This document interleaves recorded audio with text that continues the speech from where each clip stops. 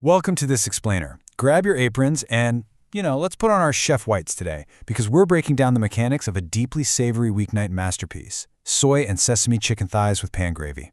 We're going to treat this recipe exactly how we would on the line in a professional kitchen.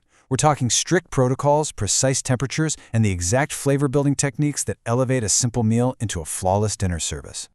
Right, let's dive into this masterclass. And actually, let's start by remembering that some of the greatest chefs in the world draw their culinary inspiration directly from nostalgic childhood roots.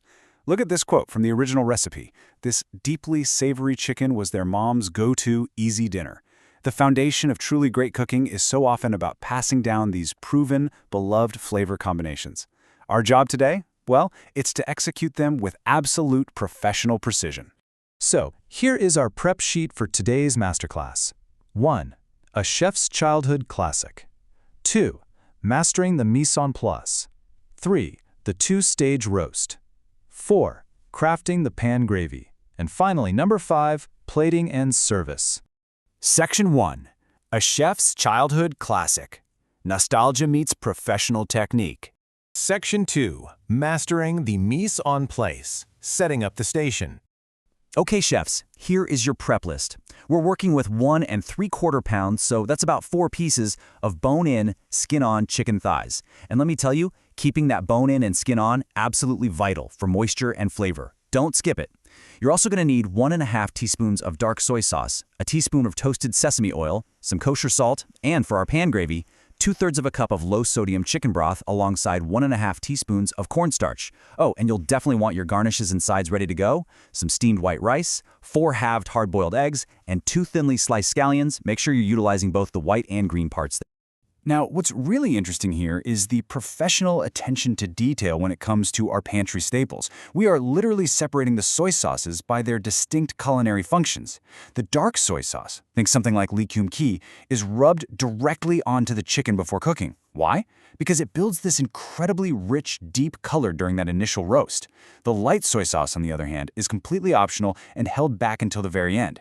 It's used purely to adjust the final seasoning of the gravy to your specific taste. Knowing your ingredients' distinct roles is pretty much chef rule number 1. You'll also need your hardware ready on your station. You're looking at a 10-inch cast iron or carbon steel skillet. Honestly, this is non-negotiable. We need a heavy vessel that can transition flawlessly from the stovetop directly into a blazing hot oven. Grab a pastry brush for your oils, a whisk for your gravy, and boom, your station is officially set. Section 3. The two-stage roast. Executing the perfect cook.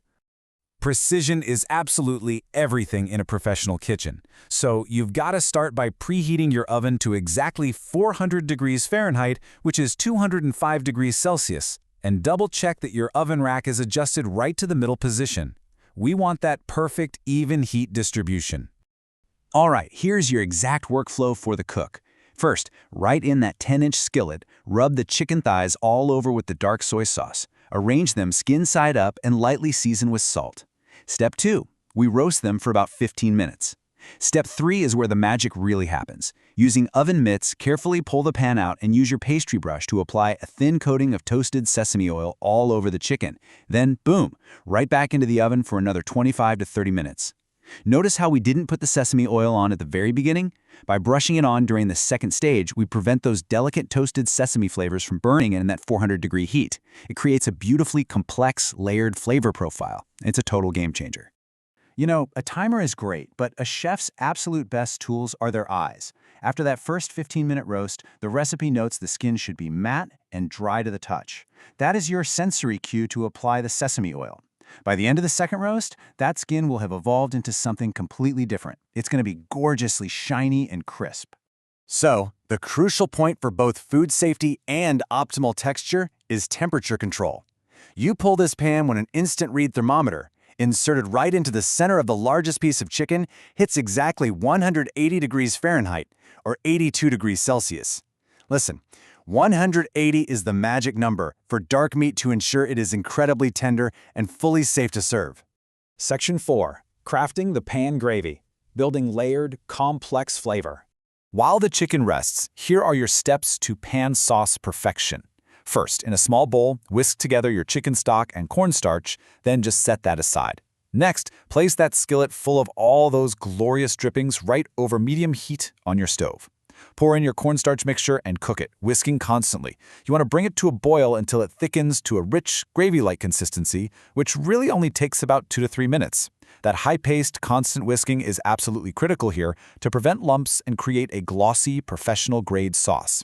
Finally, act like a chef. Adjust the thickness with a tablespoon of water or stock as needed, and season it perfectly to taste with a little light soy sauce, some salt, or maybe an extra dash of sesame oil. Section 5. Plating and service. The final presentation. Assembly is where the dish truly comes to life. I mean, we eat with our eyes first, right? You lay down a bed of warm, steamed white rice as your base. Place those shiny, crispy, roasted chicken thighs right on top. Tuck in the halved hard-boiled eggs if you're using them, then go in with a generous pour of that deep, rich pan gravy right over the whole shebang. Finally, garnish with your thinly sliced scallions, both the sharp white parts and those vibrant green parts, for that necessary fresh bite and a beautiful pop of color. To wrap up our kitchen protocols, we need to manage our inventory. Here are your food storage timelines to ensure maximum flavor and safety. If you're doing make-ahead prep for tomorrow's service, you can rub the raw chicken with the dark soy sauce and salt and refrigerate it for up to 24 hours before cooking. For post-service leftovers, just store them in an airtight container in the fridge, and they are good to go for up to 3 days. Well, we've broken down the exact temperatures, the distinct stages of the roast, and the secret to a perfectly glossy pan gravy. Thank you so much for joining this Explainer Masterclass.